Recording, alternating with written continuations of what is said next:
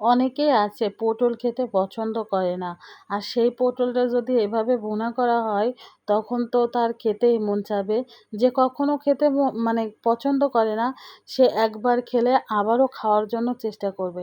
তো আসলে এই পটলটা আমি কিভাবে রান্না করতেছি এটা যদি আপনারা দেখতে চান ভিডিওটা সম্পূর্ণ কিন্তু দেখতে হবে, তাহলে বুঝতে পারবেন। যে কখনো পটল খায় না, পটল পছন্দ করে না, সে পুরো আঙ্গুল চেটে পুটে খাবে। আর একবার খেয়ে সে আবারও বলবে এভাবে আবারও পটল রান্না করো। তো পটলটা কিন্তু ভুনা করব, আর এটা হচ্ছে সাগরের খয়রা মাছ। এই মাছটা দিয়ে কিন্তু পটলটা ভুনা করব।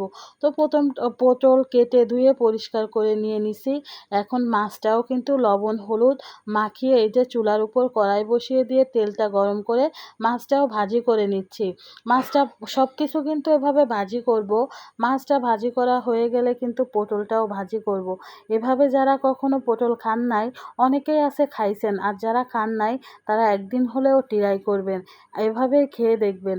আর আমি যে পটলটা রান্না করছি এই পটলটা খেতে সত্যি অসাধারণ, অনেক মজা হয়েছিল কিন্তু। তো দেখতেই পাচ্ছেন আমি মাছটা চুলায় বসিয়ে দিয়ে এই ফাঁকে আবার পটলটাও কিন্তু লবণ হলুদ মাখিয়ে রাখলাম। তো মাছটা আমার ভাজা কমপ্লিট হয়ে গেছে। মাছ ভাজা তো দেখতে পাচ্ছেন কত সুন্দর দেখা যাচ্ছে। তারপরে কিন্তু মাছটা উঠায় রেখে আমি পটলগুলোও আস্তে আস্তে করে দিয়ে দিলাম। তো এভাবে আসলে পটল ভাজি করার সময় যে ফ্লেভারটা আসে এই ফ্লেভারটা আমার কাছে অনেক বেশি ভালো লাগে। আপনারা কে কে এই ফ্লেভারটা পছন্দ করেন একটু কমেন্টের মাধ্যমে জানাবেন। তো দেখতেই পাচ্ছেন পটলগুলোও কত সুন্দর করে ভাজি করছি। পুরো এভাবেই কিন্তু ভাজি করতে হবে, বেশি আবার ভাজি করলে কিন্তু সমস্যা। দেখতেই পাইলেন আপনারা একটা আগুন ওইখানে কিন্তু তেল মনে হয় পড়ে গেছিলো, তার জন্য হচ্ছে আগুনটা এভাবে উঠে আসছিল। আবার আমি কিন্তু আলু দিছি, আপনারা না চাইলে দিতে নাও পারেন আলুটা, কারণ আমি আলুটা দিছি আমার হাজব্যান্ড খুব বেশি পছন্দ করে আলু খেতে। সে প্রত্যেকটা খাবারের ভিতর আলু দিলে তার ভালো লাগে, শুধু তার জন্যই আলুটা দিলাম। আপনারা না চাইলে দিয়েন না, সমস্যা নেই। এবার একে একে কড়াই বসিয়ে দিয়ে আমি সব মশলাগুলো দিয়ে দিছি। মশলাগুলো কিন্তু আগে থেকে সব রেডি করে রাখছি, ব্লেন্ডার করে ফ্রিজে রেখে দিছি, যাতে করে রান্নার সময় আর ঝামেলা বেশি একটা না হয়। শুধু একটু পেঁয়াজ কুচি করে নিলেই হবে। তো এভাবে আসলে মশলাটা দিচ্ছি। আর যে কোনো রান্নার সময় মশলাটা যদি সুন্দরভাবে ভুনা হয় তাহলে কিন্তু সেই খাবারটা অনেক সুন্দর টেস্টি হয়।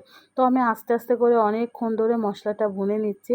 এখন আমি এখানে জিরা বাটাও দিয়ে দিলাম। সব কিছু দিয়ে আমি কিন্তু আবার মশলা পানি দিয়ে ভুনি। তো আমার মশলাটা ভুনা কমপ্লিট হয়ে গেছে, কালারটা দেখতে পাচ্ছেন। এখন এই যে পানিটা দিয়ে দিছি।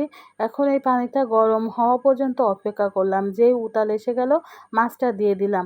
এইবার এখানে এই মশলাগুলো দিব, ডালচিনি লবঙ্গ ইলাচ ফল এগুলো কিন্তু আমি বেটে দিব না। এভাবে আস্ত দিলে যে ফ্লেভারটা আসে এটাই অনেক সুন্দর। রান্নাটা কমপ্লিট, রান্নাটা দেখতে যত লোভনীয় খেতেও তত সুন্দর হয়েছে। সবাই একদিন এভাবে ট্রাই করবে।